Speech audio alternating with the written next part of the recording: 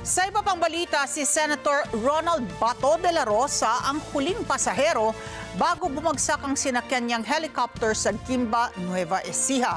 Ayon po sa senador, wala namang naging aberya sa kanilang biyahe mula nang sunduin siya ng chopper sa Imus, Cavite hanggang sa mailapag siya sa Baguio City. Mayan Corvera sa balitang niya. Somewhere in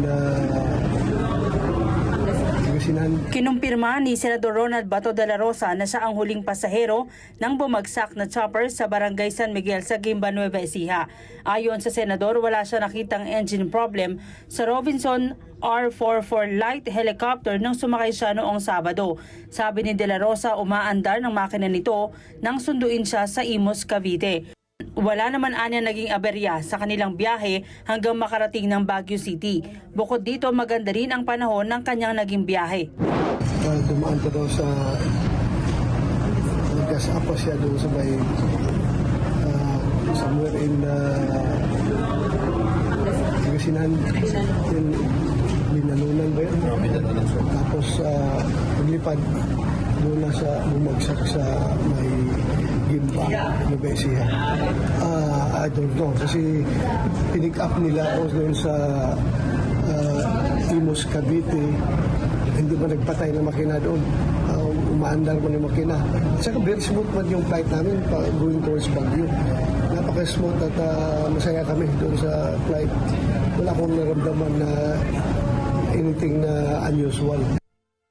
Hindi na raw siya hinintay ng piloto dahil may kasunod pa siyang schedule sa Pangasinan at nalaman niya na lang na bumagsak ang chopper at namatay ang piloto. Kagabi personal na dinalaw ng senador ang labi ng piloto kasama si dating Pangulong Duterte. Maiyak ako. Really breaks my heart kasi imagine ko kagabi doon nandun ako sa wake. Yakap-yakap ko yung father at saka mother ng piloto, 25 years old, very young. Imagine ko rin kung how would I feel kapag yung anak ko rin na piloto na babae rin ay ganun mangyari sa anak ko. Hindi ko ma-imagine. Napakahirap. Mahirap tanggapin. Mayan Corvera para sa Mata ng Agila, matatag, matapang, matapat.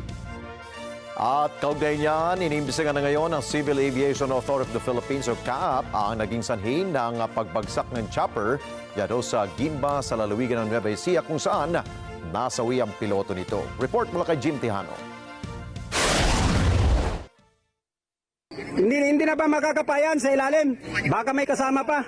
Nagsasagawa na ng malalimang investigasyon ng Civil Aviation Authority of the Philippines o CAAP kung pilot error nga ba o engine error ang sanhi ng pagbagsak ng aircraft na may registration number RPC3424.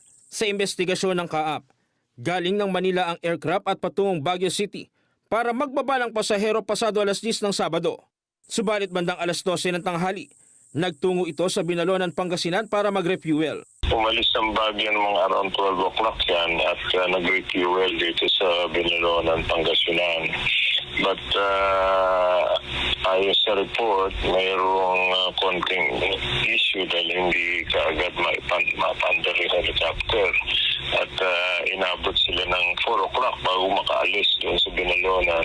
Kinumpirma ng Civil Aviation Authority of the Philippines na ang 25 taong gulang na babaeng piloto ang lulan lamang ng helicopter na pabalik na sana ng Maynila ang nasawi sa nangyaring insidente. Una niyan, nakatanggap ng 6 na emergency locator transmitter ang Philippine Aeronautical Coordination Center pasado alas 7 ng gabi, kung saan natukoy ang eksaktong lokasyon ng helicopter crash na matatagpuan sa Purok Animongmong, Barangay San Miguel, Guimba, Nueva Ecija.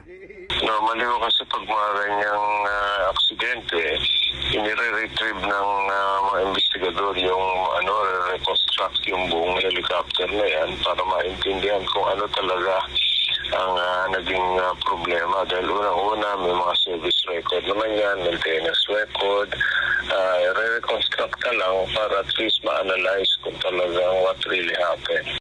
Minabuti mo ng isa pribado ng CAAP ang pagkakakilanlan ng pilotong nasawi bilang pagrespeto sa mga pamilyang naulila nito. May tinatawag tayong data privacy act, kaya hindi natin pwede pang ma-share yung pangalan at unless na abisuhan yung pamilya at po yan sa official report ng ating mga accident investigators. Jim Tejano, para sa mata ng Agila. Matatag, matapang, matapat. Maraming salamat sa inyo pong pagsubaybay sa Mata ng Agila Primetime.